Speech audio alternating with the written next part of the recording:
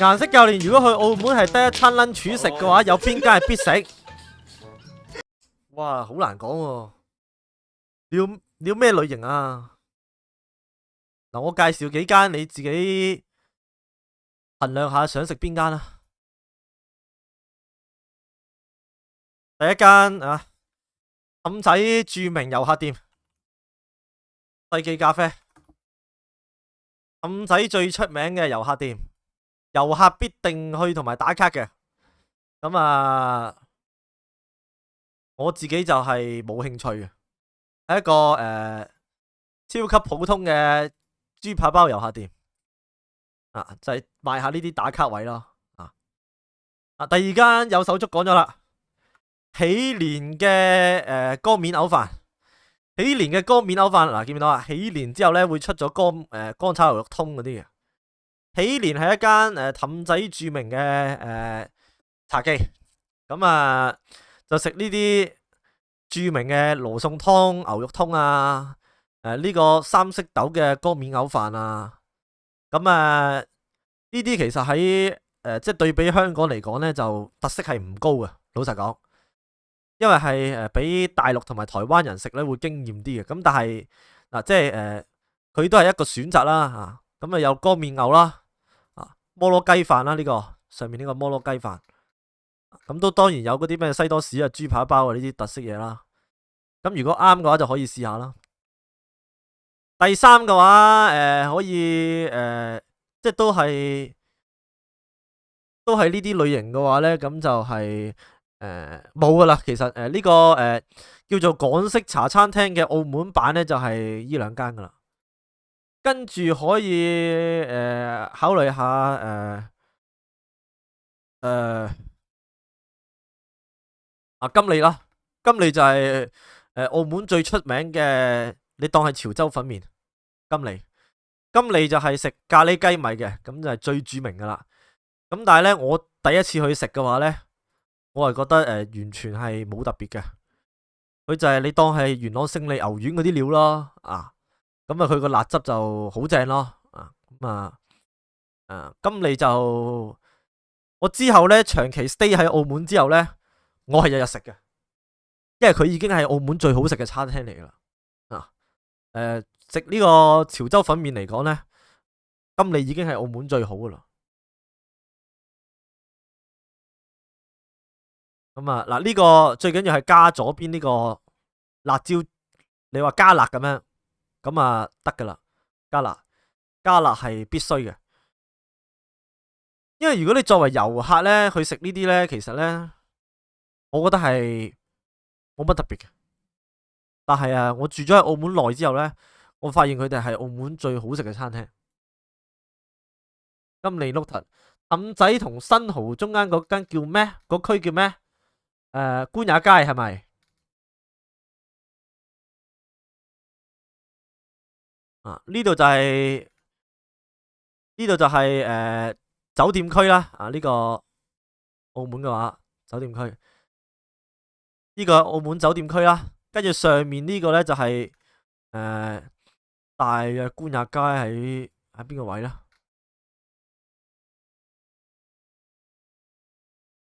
係呢邊啊？記得係邊喎？太耐冇翻澳門喎。但係咧，老實講，呢啲全部都係好少嘅遊客區嚟嘅，好少嘅遊客區。我自己覺得呢啲遊客區咧係太少。我推薦你去翻平民區，半島先至係真正嘅平民區。成個氹仔都係遊客區嚟嘅，咁真係好差嘅，咁真係唔適合人去。呢個女龍居酒屋又貴又唔掂。不過我介紹嗰啲咧，通常都係性價比嚟嘅，我係食性價比嘅。貴嘢我係少啲推薦。貴嘢嘅話咧，我淨係食過一間嘅啫，就係新濠影匯入邊嘅一個周末日式放題，係超級好食同埋抵嘅。本餐型谷呢個係 fucking best， 呢個真係 fucking best， 就係呢個澳門新濠影匯型谷周末和風料理放題，就係午餐嚟嘅，係咪午餐？係啦，逢星期六或者日啊，跟住呢，就係一個周末放題餐牌，係啦，咁佢呢個餐係啦，我係食 exactly 係食呢個，呢個係非常非常好食，我只能夠講，佢就係我覺得已經係平噶啦，佢係466蚊，係超平嘅放題嚟嘅。跟住佢喺呢度呢，係任食任嗌，466蚊。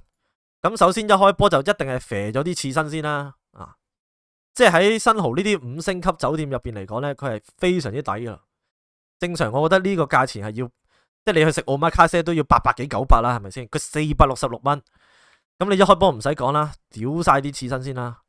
跟住呢，就整個機煮鮑魚，同埋呢食少少係沙律呢就係開胃先。咁然之後呢就開始呢就係嗌一啲燒嘅串燒，同埋呢就係炸物啦。燒嘅串燒同埋炸物，跟住呢就有主菜啦 ，Teppanyaki 係 fucking nuts，Teppanyaki 真係 fucking nuts。呢啲肉呢，澳洲豬柳好食啦，西蘭都好食，跟住有蜆食啦，跟住呢個每人一份嘅，每人一份，可以揀鯛魚或者係燒筆記貝或者係燒龍蝦，呢個係主菜每人一份。咁剩翻呢啲飽肚又即係你中意又可以試下啦，咁自己睇心情啦。飲品呢就酒精就加錢啦，我唔飲酒精嘅，我就飲日本茶。咁但係呢個我覺得係我喺澳門食過氹仔入邊最平嘅，叫做一個放題嚟噶。咁睇下有冇啲實物圖先，型谷有冇 OpenRice 實物圖？喂，係咪油麻地啊？食評冇人鋪過，呢啲唔係拉麵，唔係呢啲，唔係型谷拉麵，原來撳錯咗。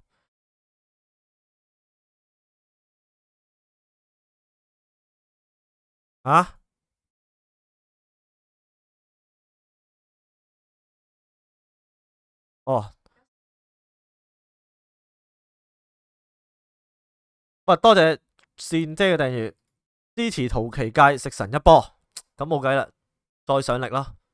既然係咁，再上力啦。午餐澳門有一間泰式船媽泰麵，好出色嘅澳門嘅自家品牌船媽泰麵，咁喺氹仔老虎巷啊，老虎巷氹仔船媽泰麵澳門氹仔老虎巷，咁就係一間好食嘅小食。半島咧就喺筷子雞，氹仔都有分店嘅。咁呢間食呢個船麵嘅，啱啱嗰啲係咪當冇聽講？唔係，即係全部你都可以參考，你揀啲自己中意食嘅咯。船媽泰麵咧，嗱呢個其實就係你去泰國食嗰啲船麵咯。但係呢一碗咧，我直播食過，呢碗好似28蚊啊呢碗。呢個加埋牛丸同埋魚蛋呢一碗嘢咧，加埋好似28蚊嘅。係啦，招牌船麵見唔見到？招牌船麵細碗28蚊，招牌濃湯，咁你可以揀麵條，跟住揀一個配料，咁你就自己揀就得啦。就係你做遊客咧，咁你唔想係食一間餐廳就冇得食啊嘛。咁你經過呢，就可以入去，仲要係2個人食一碗麵咁樣咁就加一份配料就38蚊 total 咁你就試一碗招牌嘅船麵咁樣，咁就食招牌濃湯啦，咁就冇得鬥氣啦。咁就好好啊。食完拍拍籮柚又走咗去。船媽太麵呢個係澳門嘅自家品牌，不過我個人認為呢，佢哋嘅串燒係最好食啊！串燒係最好食，58蚊應該係有4串。豬扒包同埋葡撻係咪必食？作為遊客當然係啦吓。我覺得豬扒包可以唔使食嘅，葡撻就係葡撻咧就有分呢個瑪嘉烈啦，瑪嘉烈葡撻，同埋咧就係另一間叫做安德魯。咁瑪嘉烈同埋安德魯揀邊間呢？唔需要你唔需要你我覺得係冇 fucking 分別嘅，冇 fucking 分別。啲人係咁講咩話咩？以前好食，而家冇咁好食啊！呢啲唔使理。不過呢，我想提定你啊。個葡撻呢係 KFC 個配方嚟，因為 KFC 嗰個葡撻配方呢就係同瑪嘉烈定係唔知安德魯其中一間買嘅。你同食 KFC 個葡撻係完全冇分別嘅，係一模一樣噶。因為個 KFC 係買佢個配方，你想食呢個瑪嘉烈嘅葡撻嘅話咧，你同喺元朗 KFC 買咧係冇分別嘅。咁你自己注意翻啦。咁但係你話你係遊客打卡啊嘛，係咪先？咁呢啲其實都可以照做嘅，照做嘅。但係如果咧你真係要去葡撻，而又係喺氹仔嘅話咧，一定要去路環本店。路環本店，路環係咩咧？路環就係澳門嘅西貢，咁佢就係咩咧？嗱，咁澳門就喺呢度啦。咁上半部咧就係呢個本島區，下半部咧就係氹仔區，咁得呢兩邊嘅啫。咁最南面呢度就叫做路環啦。路環咧就得一個小市區嘅啫，就係呢度，呢度就叫做路環。就係全個澳門就叫做澳門西貢啦。呢度咁佢咧就有個海景喺度超下啦。咁你可以咧買完個葡撻咧，就去嗰個海邊嗰度咧就食住葡撻，然之後咧就望住對面橫琴，然之後超下嘅。咁嗰度咧係好超嘅。咁佢個澳門本店就喺呢一個回旋處，如果我冇記錯嘅話好難錯噶。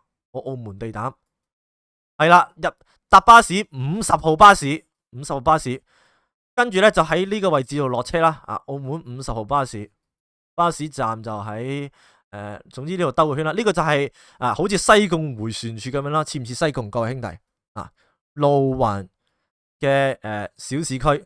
咁呢個瑪嘉烈本店就係呢一間，呢一間就係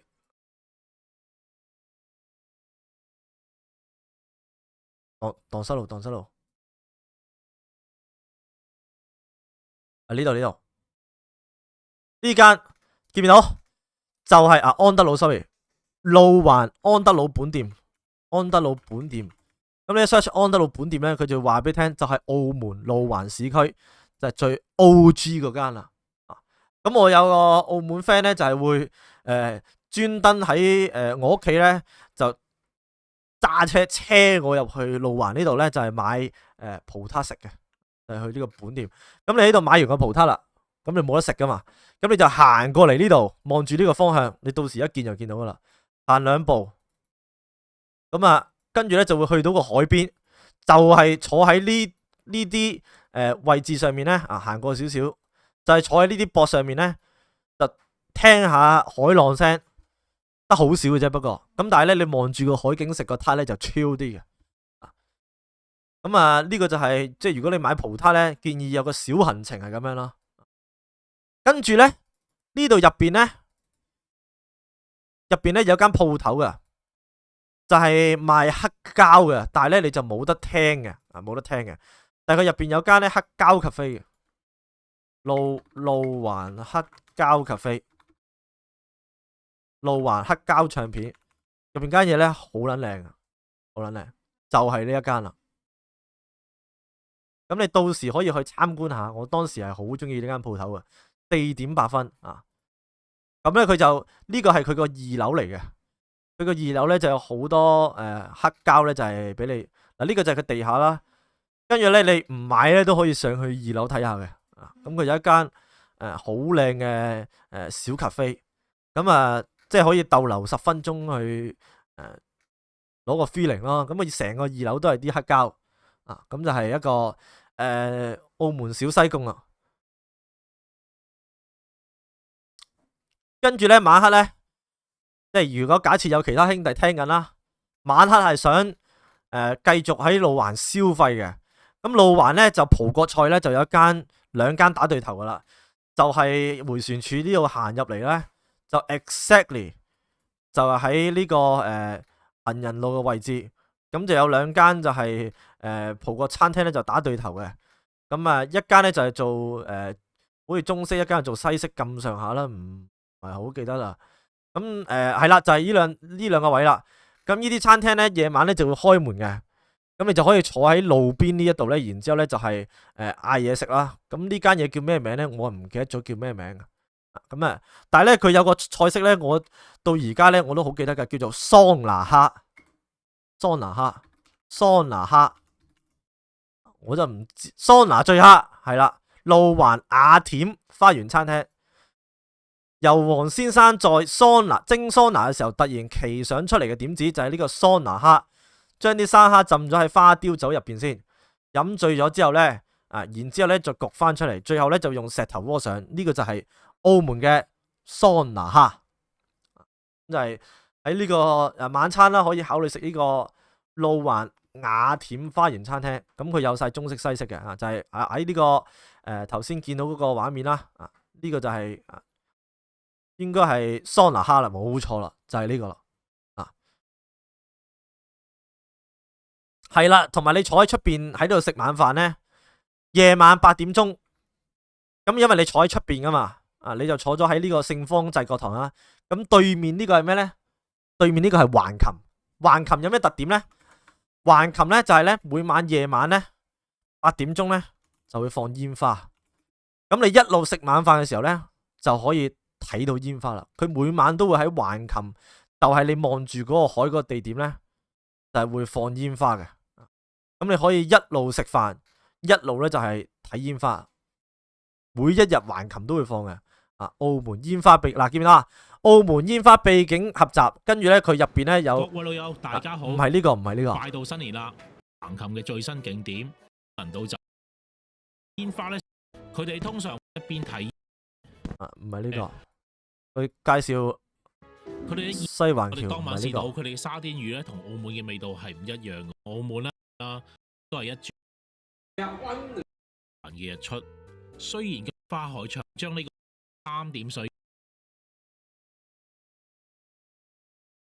所以星級餐廳貴有佢貴嘅道理。冇啊，佢冇講橫琴煙花。橫琴有煙花嘅，澳門橫琴煙花秘境又係呢條撚樣，屌你老味長隆呢個其實就係嗰個煙花嚟嘅，因為橫琴就係長隆咯。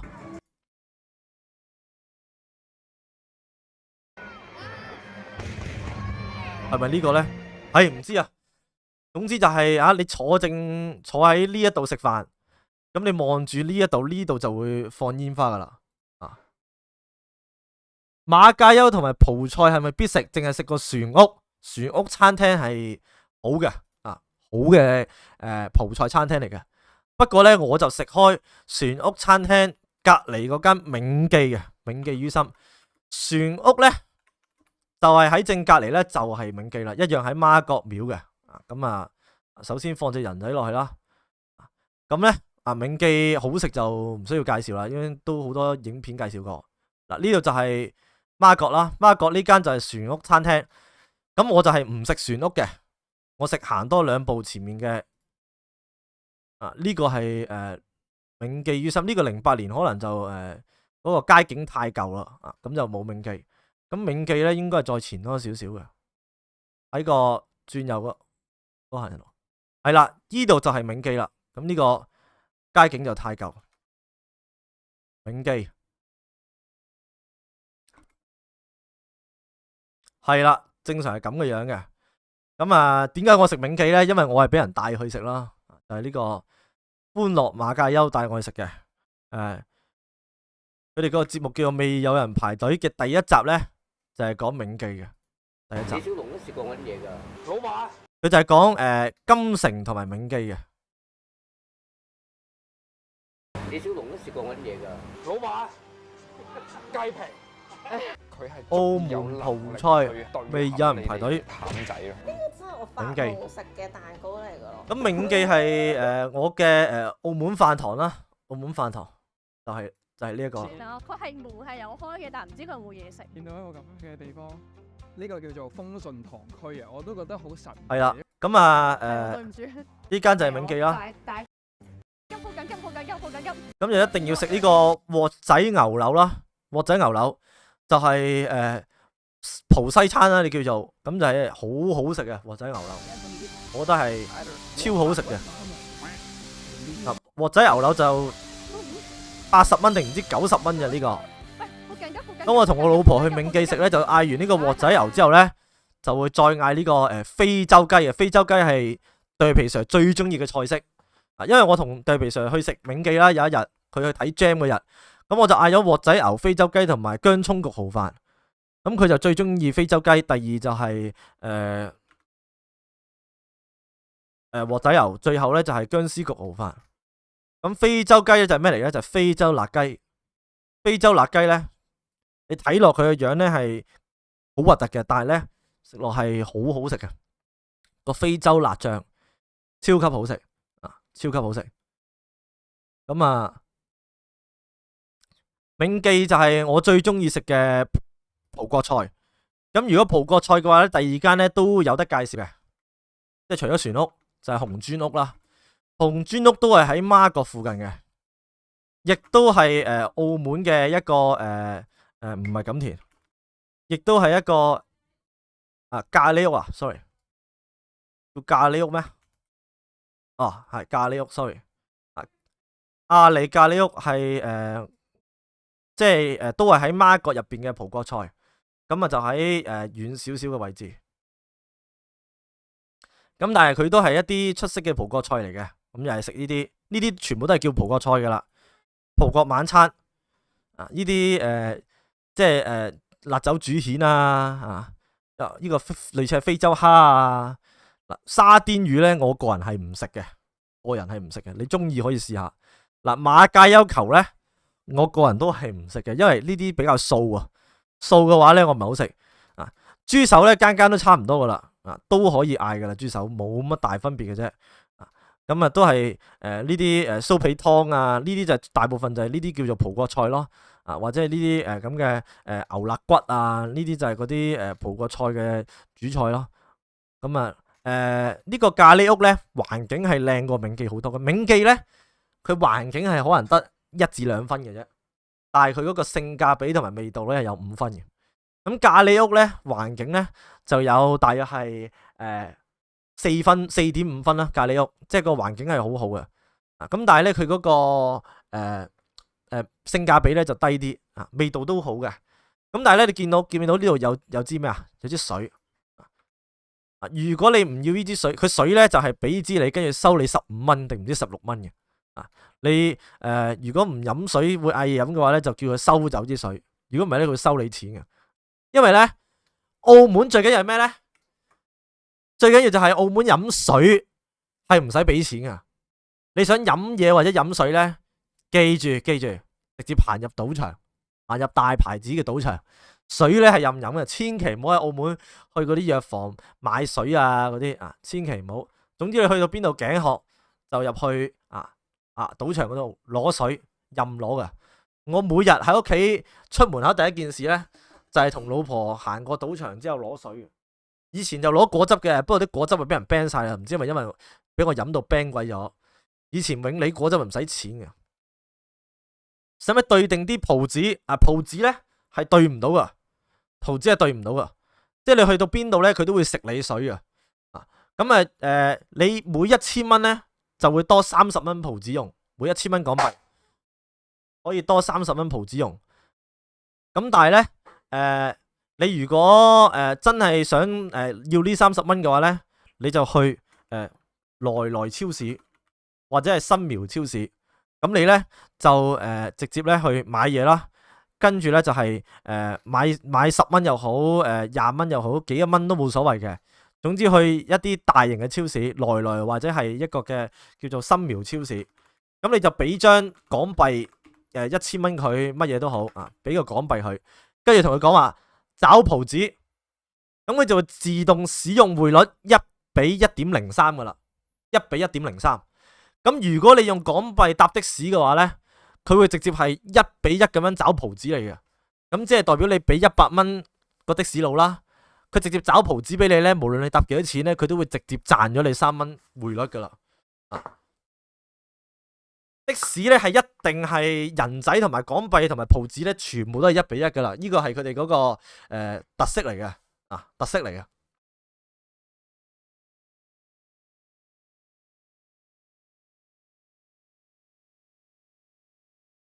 如果要上網啦，上網唔知你有冇人仔都1:1，邊度都係1:1，全個澳門都係咁樣嘅。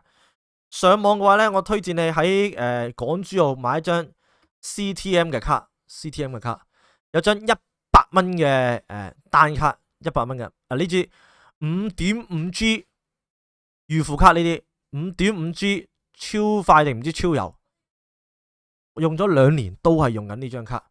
呢張卡係最勁係咩呢？佢香港、澳門定係你去珠海啊、深圳乜嘢都好，佢都係用同一張卡，都係快速上網，超級快，同埋佢價錢係超抵，38蚊5G，黐線，38蚊5G係超抵，同埋佢係你翻到香港都仲可以繼續用。本身電話包咗冇問題，咁啊唔需要考慮啦。咁啊電話又已經係解決咗啦。跟住交通都係一個核心啦。如果你喺氹仔啦，你話想去上面半島旅遊嘅，上半島旅遊嘅，千祈唔好搭的士，千祈唔好搭的士。嗱，唔知你係咩酒店啦，但係呢，基本上啦，一係就係美高梅、美斯美高梅，一係呢就係永利皇宮，都係得呢2個位嘅啫，直接搭發財巴，免費呢。嗱，美斯美高梅上咗車之後呢，15分鐘之後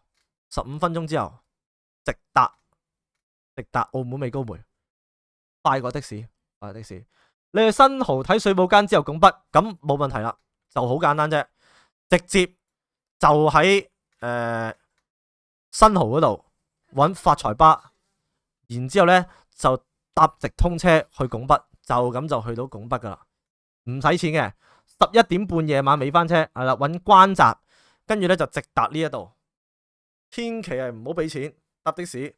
不過呢，你又預咗咩咯？預咗拱北嗰啲車呢，成車都係大陸人，佢哋全部都又好大聲去睇抖音啊，又逼住晒咁樣。去水舞間之前揾間嘢食，簡單就老虎巷啦。官也街隔籬老虎巷，官也街呢，隔一條街呢，差天共地。左邊呢條巷呢，就係湯魚區，總之入邊就係一條湯魚嘅巷。嗱，記唔記得啊？巨記、梁錦記你如果精明嘅話呢，你係唔會俾人湯嘅，係咪去叫佢俾豬肉乾你食下，咁拍籮柚就走得噶啦。咁但係呢，隔籬呢，老虎巷呢，就多啲本地嘅品牌嘅，呢條就係老虎巷。呢條老虎巷呢，入邊呢就有多啲應該就係呢一條，定係唔知再過一條。條老虎巷呢，入邊呢就多啲本地嘅品牌少少啦，正常少少可以食下嘅。有嗰啲咩雅興啊，叫做咩呢？雅興嗰啲叫咩麵啊？緬甸啊？哦，我老婆介紹 Charita Pie，Charita Pie，澳門第一打卡少女專用區，少女蒲菜打卡專用，我老婆介紹。文青店，女生最愛，可打卡可食用，價錢一般係咪？價錢就一定係貴少少噶啦，但係就啊，300蚊人頭啊，午餐定晚餐啊？蠔式燒三黃油雞配香料煲仔飯，300蚊一個人，係晏晝定夜晚啊？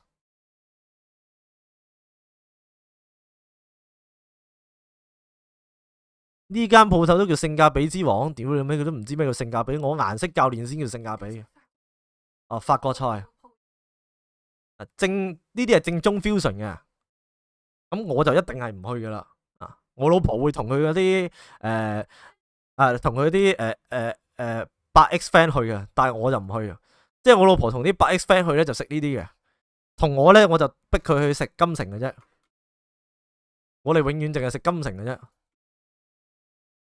即係佢同我食金城都開心嘅，不過佢同啲8X friend 食就唔係幾 like 啫，因為佢啲8X friend 可能唔中意食金城，我就中意食呢啲嘅啫。咁女生專用就呢啲區域咯，呢啲我覺得係性價比係倒米，性價比倒米。金城正到必精識嘢啦，咖喱米冇錯，金城就係蜜丸雞米啦，牛腩河啦，咁加辣啦，咁搞掂噶啦。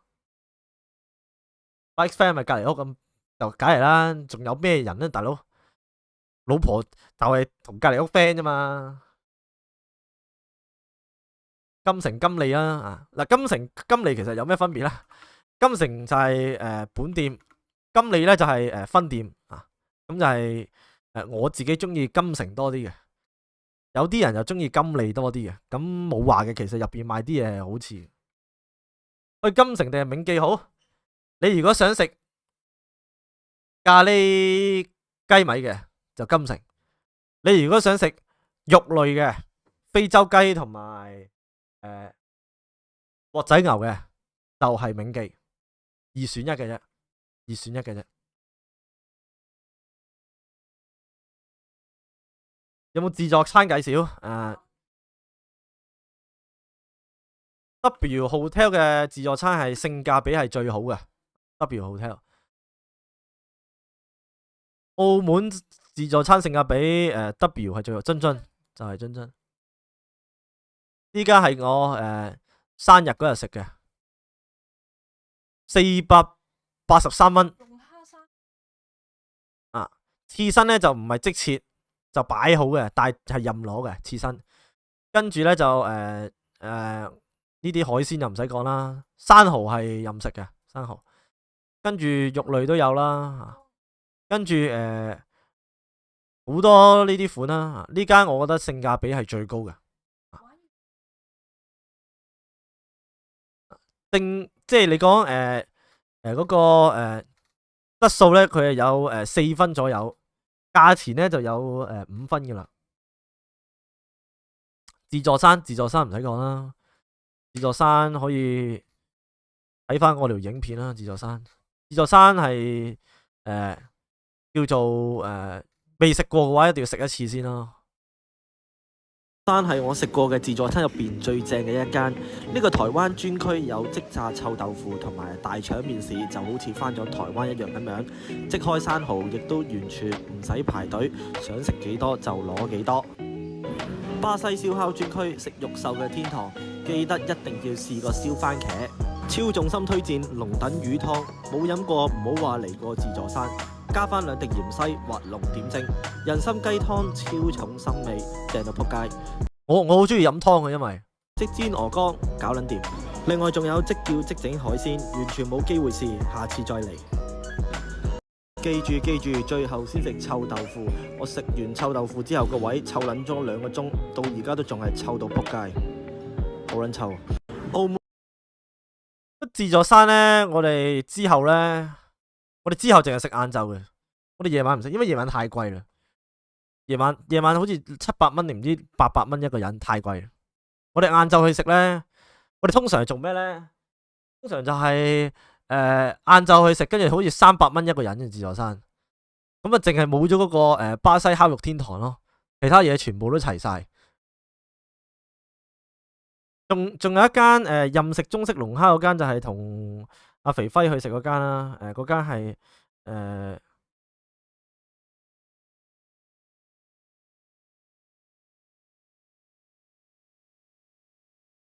呢間歐地，呢間任嗌龍蝦喎，倫敦人有新嘢啊？叫咩名啊？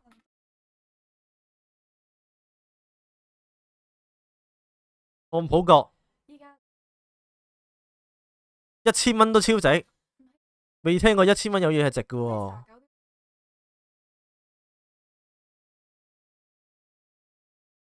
北京你有冇食過啊？你想食，你有冇食過？冇食過呢乜嘢啫？出翻去啦，小豬，你都冇食過。嗰日你行過嗰間咩鋪頭啊？嗰日行過唔知咩鋪頭，跟住我話下次想食下呢間，跟住佢同我講話一睇就知係唔好食，跟住我話一睇就知唔好食，你點睇啊？我見到佢個樣都覺得唔好食咯，跟住我問你有冇食過？我覺得佢個樣好難食喎，跟住我話你食過未啊？我冇。我話你用眼食嘢噶？IG 有咩睇啊？呢個啊？係睇呢個 story 有咩睇啊？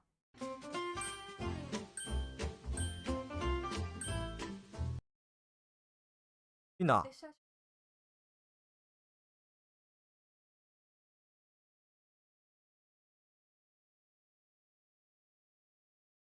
你係呢個人格？你係呢個人格唔代表你嗰個感覺係啱噶嘛？你係呢個人格，你就係呢個人格咯。冇錯，你就係用對眼食嘢，我就係用把口食嘢咯。你就係呢個人格，冇錯，講得非常之好，好貼切。佢就係專用對眼食嘢，專睇人哋啲 story 食嘢嘅佢。人哋講呢個係好食，佢就話1000蚊超值，1000蚊超值，點值啊？你食過未啊？未喎，未食過點樣值啊？睇落好值。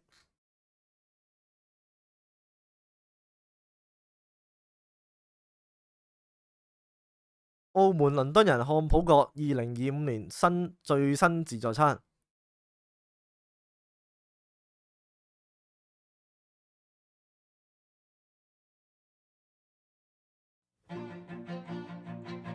倫敦人啦呢個。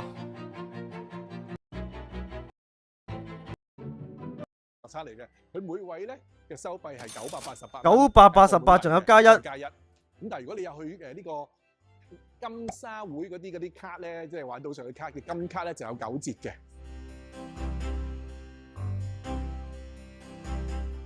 如果觀眾朋友都中意收睇酒店有冇介紹？酒店我永遠只推2間嘅啫，永遠只推2間。氹仔住羅斯福，推咗10年噶啦，永遠只推2間。氹仔就一定係住羅斯福噶啦，584蚊馬場景，有冇馬場景啊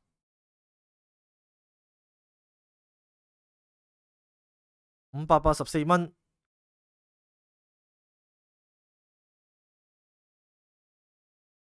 馬場景冇咗馬場，而家仲有冇馬場景啊？總之佢係應該係羅斯福，應該係5星嚟嘅。羅斯福係咪5星？係啊，5星最抵噶啦，冇可能係有平過，即係平過佢嘅5星酒店噶啦。跟住半島嘅話就住金銀島名勝世界啦。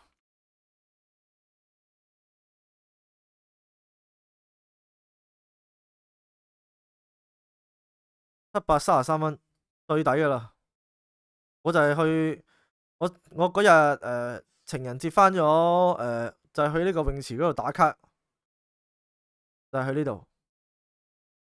交通係差噶啦，一定呢啲就係捨棄咗少少價錢，但係即係捨棄咗少少交通，跟住換咗啲價錢抵啲啊。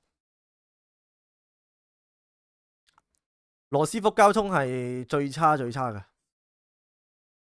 仲有第三間嘅半島有間咩 L'Occitane 葡京人都好抵嘅。葡京人係半島入邊性價比都係非常高啊。歐舒丹主題宿舍應該係呢間啊，659 L'Occitane主題啊，同埋葡京人係澳門依家年青人最多人去嘅地方嚟嘅，因為咧澳門葡京人就叫做蘭桂坊啊，而家直頭就係蘭桂坊，中午蘭桂坊，澳門葡京人咖啡區，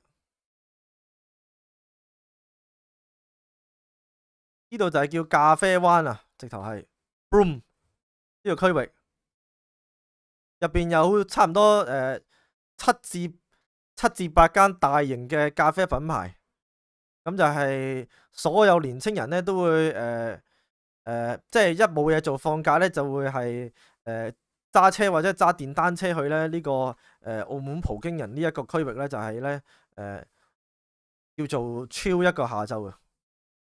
我同我老婆有時冇嘢做咧，日頭都會去嘅。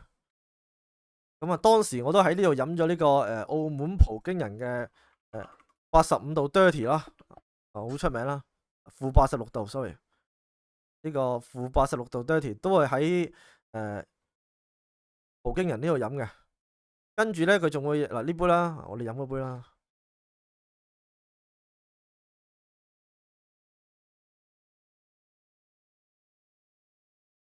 入邊仔又有，女又有，乜嘢都有噶。澳門咖啡灣基本上已經綜合晒顏色教練移居澳門嘅3年嘅經驗噶啦，已經係出得七七八八。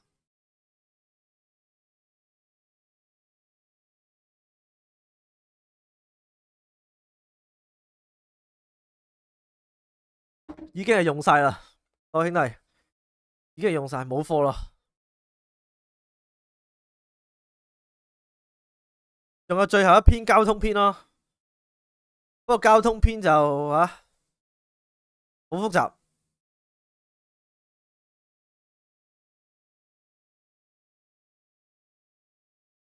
已經係筋疲力盡啦，各位兄弟。仲有一間澳門好出名嘅連鎖葡國餐廳啦，阿維斯咖啡，我係未食過嘅。但阿維斯咖啡咧係成個澳門都有差唔多應該有差唔多10間分店，入邊係食葡菜嘅，但係我係唔知道佢係，即係我係唔食嘅咯，我係唔食嘅。但係阿維斯咖啡係好出名嘅連鎖小葡菜餐廳，我係覺得係冇乜興趣嘅。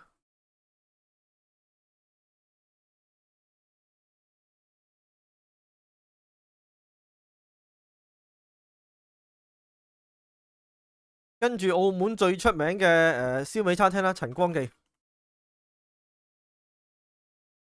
出名難食，千祈唔好試，各位兄弟。後期喺元朗買個外賣都好食過佢10倍。陳光記完全唔撚掂，完全唔撚掂。玩21點有冇賭場推介？冇乜分別噶啦，基本上都有嘅。個人推薦美斯美高梅啦，應該冇得鬥氣咯，一定係美斯美高梅。點解呢？因為美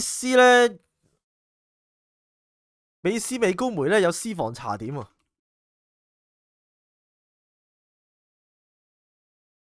嗱，美斯美高梅咧，佢特別係咩咧？就有個叫做私房茶點嘅嘢，咁你就記住去做會員啦。呢個私房茶點。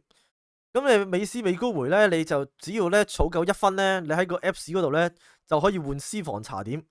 咁1分係大約幾多咧？大約你嗰個總投注額咧係3000左右，即即係你500蚊一鋪咧，你玩6鋪嘅話咧，佢就會送1分俾你噶啦。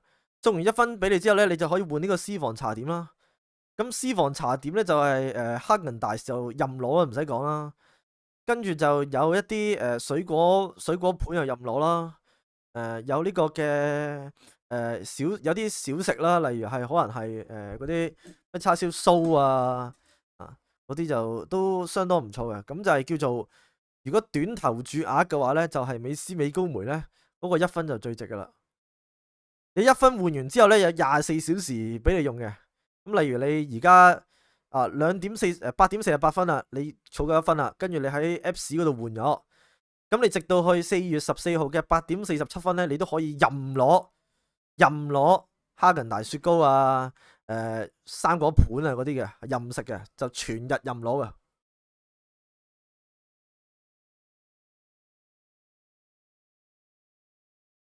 拉1000蚊老虎機有1分，拉1000蚊使鬼咩？老虎機300-400蚊都有1分啦。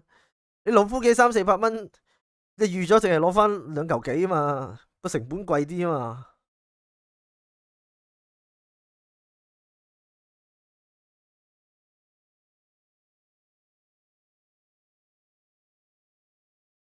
嘛。仲有真點最後交通篇啦，真點最後如果你喺香港出發，你唔想搭金巴，想快啲嘅話呢，可以去呢個環島中港通，咁有2個位可以上車嘅，一個位呢就係喺太子啦，另一個位就係喺屯門。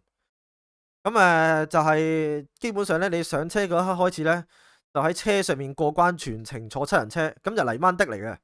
如果有人呢，就要夾車，冇人嘅話呢，就係可以包車，即係你駁佢冇人咯。咁佢就係你上車嗰刻開始呢，1個鐘頭15分鐘直達你嘅目的地。咁就屯門嘅話呢，就係喺葡京度落車，跟住如果喺太子嘅話呢，就係喺銀河或者星際落車。咁得2個目的地嘅啫，就係330蚊一個人，330蚊。由上車嗰一刻開始，1個鐘頭15分鐘。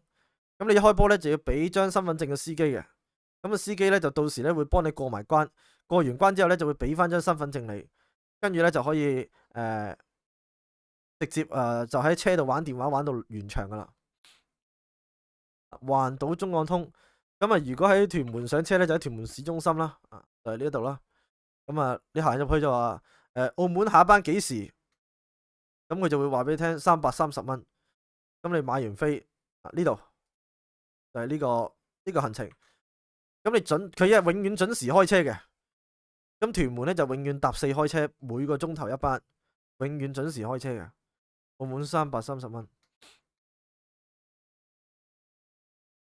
咁太子呢，就係都係330蚊。咁太子係抵好多嘅，因為屯門係近啲港珠澳嘛。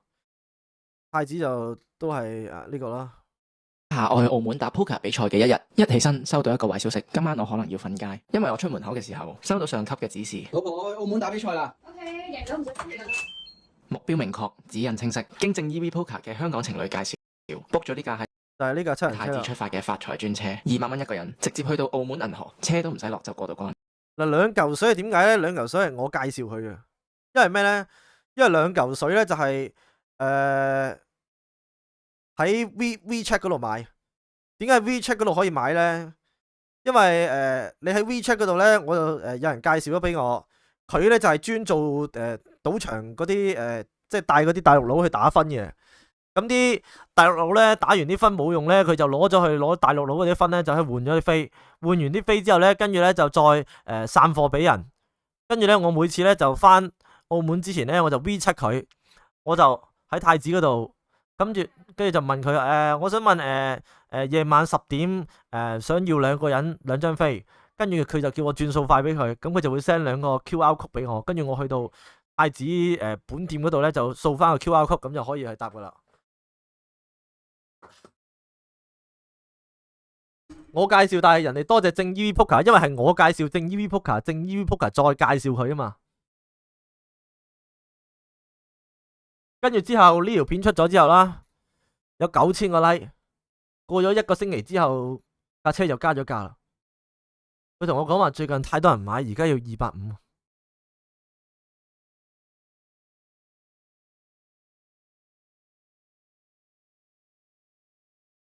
而家我係可以無私奉獻噶啦，因為我已經唔再住喺澳門。嗰時因為我係長期依賴呢架車翻澳門啊，因為你喺太子咧，尤其是夜晚嘅時候咧，你係走唔到啊。你首先你喺旺角同埋太子個地方咧，你搭嗰個機場巴咧，你要行翻去旺角街市嗰度已經係好撚遠。跟住我就搭呢架車咯。咁我搭呢架車，如果唔係咧，你就搭的士去港珠澳。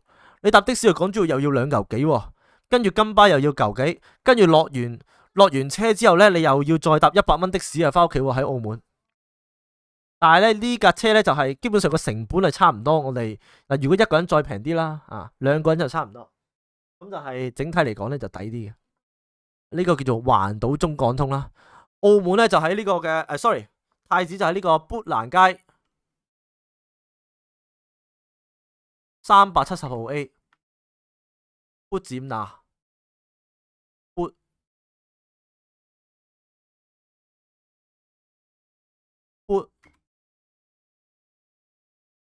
砵蘭街370號 A， 就係環島中港通啦，各位兄弟。嗱，一 search 砵蘭街370號 A， 跟住嗰啲 YouTube 片就有呢個深港慢工足啊，就分享呢個火車。屯門過去要幾耐？50分鐘，連埋過關所有嘢，就喺上葡京定係唔知新葡京度落。太子半個鐘一班，每逢搭3同埋搭9。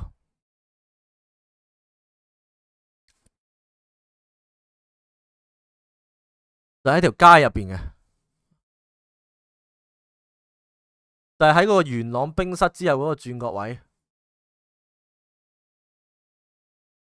嗱，維景喺呢度，跟住一過去元朗冰室就喺嗰個盡頭嗰度。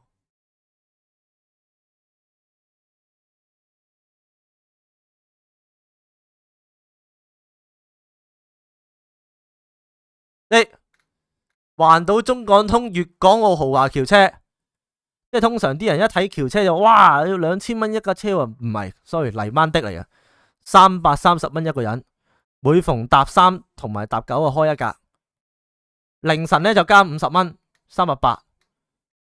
呢個咧就係佢哋嘅司機啦，你係坐呢款7人車啦。咁如果你單拖嘅話咧就包車，如果有人夾嘅話咧，你就要坐多幾個人。如果咧真係架車太多人搭嘅話咧，千祈唔好坐後排啊！買飛嘅時候問下佢而家幾多人啊？如果佢話多人嘅話咧，就盡量單拖嘅話咧，一嘢衝上去前排搭第一行都問佢有冇得劃位先，有得劃位咧就劃咗中間先。如果冇得劃位咧，有時冇得劃位噶，冇得劃位嘅話咧就係咧輪住上噶。輪住上嘅話咧就好撚大鑊啦，有得上副駕咧就即上副駕，副駕係最舒服噶啦。冇得上副駕咧就千祈唔好上先啊！你以為先上先贏啊？錯晒，因為咧呢個7人車咧，你上先嘅話咧，佢會先拉低咗前座嗰個位，然之後叫啲人坐後邊先，最後上車嗰2個人咧先至坐中間嗰2個位嘅。所以咧你就係遲上嘅話咧，先至係坐靚位。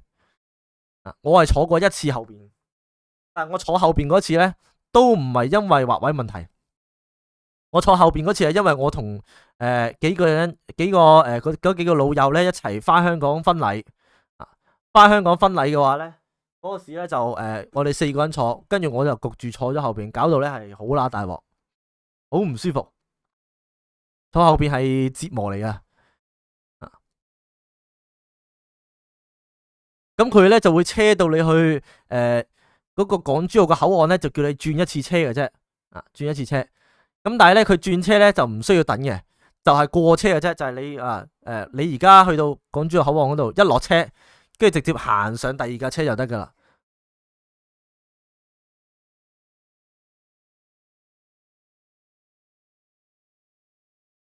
最後就係唔好坐咯，即係唔係逼嘅但係就好唔舒適咯，瞓都瞓得唔好咯，因為中間嗰個位咧係老闆位嚟噶。老闆位就係咩咧？佢左右有扶手啦，跟住咧仲有個蓋咧可以掀開佢，然之後可以擺啲水喺度嗰啲嚟啊。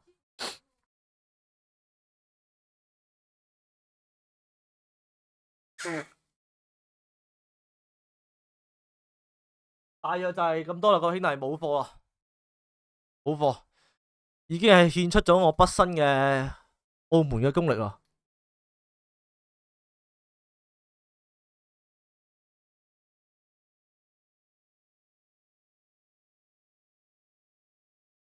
買餸攻略，冇人喺澳門買餸，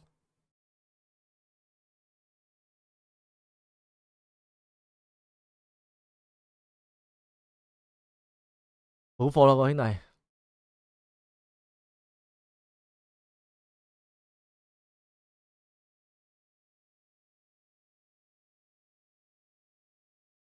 有冇賭場 tier list？ 賭場 tier list 啊？其實真係冇喎，去晒咁多個啦，冇乜所謂，中意去邊個去邊個啦。啊，好似熊仔頭嗰個人咁樣，就中意去葡京，話咩有菠蘿切把刀入去咁樣。啊，我啊中意去米高梅，有啲人啊中意去永利。咁啊，你話賭嘅話，其實就冇乜分別嘅。呢啲大行全部都係咁樣噶啦。永利嘅話就夠1分嘅話就可以去攞茶點同埋果汁咯。美高梅都係咯。金沙嘅話咧就佢嗰個職場嘅福利就少啲，但係咧佢就你金沙玩得耐嘅話咧，我諗大約玩1個鐘啦，可能你玩1個鐘嘅話都會有機會送房俾你嘅。金沙送得最多就係房。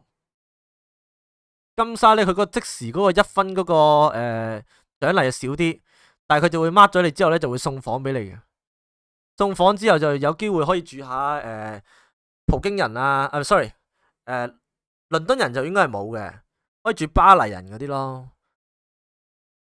巴黎人都唔錯噶，最好啦巴黎人。澳門而家一包煙幾錢？應該55蚊啦。一個關喺港珠澳買咧就貴啲嘅，去超市買就平好多嘅。啊，梗係啦，你如果想唱葡紙嘅，咁你就攞500蚊港幣或者1000蚊港幣咧去，然之後咧就去超市嗰度同佢講話要包煙，咁啊攞完包煙之後咧，跟住咧就叫佢找葡紙，咁你咪可以有葡紙使咯。咁你包煙又平咗啦，就變咗53蚊港幣，55蚊都唔使。因為有1.03嘅匯率加成，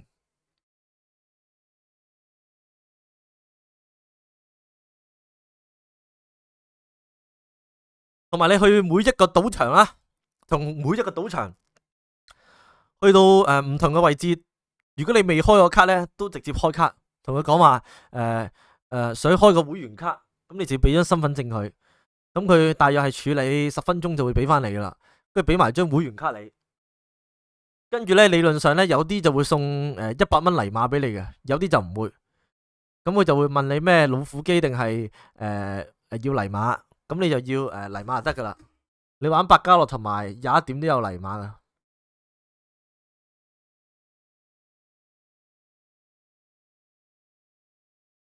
同換錢黨唱會唔會再抵啲？換錢黨係唱人仔嘅，佢哋係唱人仔食匯率賺錢嘅。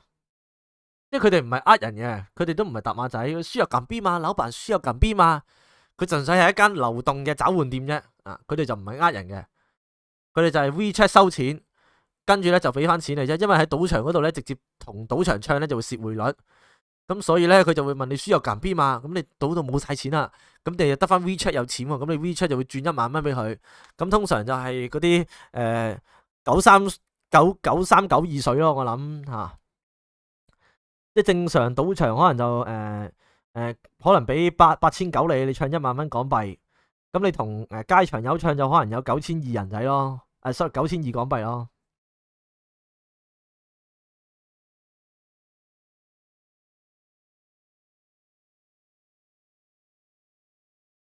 換錢黨係都好似係非法嘅啊，同埋去最終極啦，最終極一個攻略就係澳門係過馬路呢，係人大過車嘅。只要你見到係斑馬線嘅話呢，你直接行出去就得噶啦，從來冇人會撞你，同埋全部人都會讓你。同香港最大分別就係香港呢，你自己要睇住車過馬路。我喺澳門呢，我係永遠都唔睇車嘅。咁你行出去就得噶啦，因為佢只要揩到你就要罰20萬咯。全部斑馬線啊、大巴啊、乜嘢啊，全部都係。就算你唔行嘅話呢，都唔會係佢都唔會喐噶。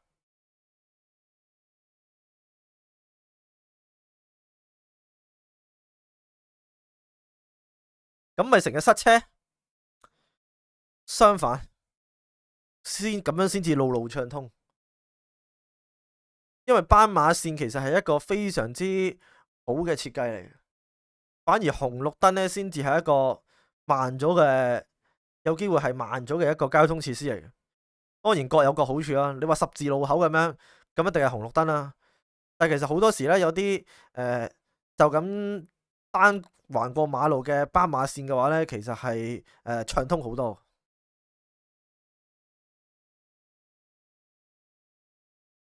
有冇碰瓷？我未遇過咯。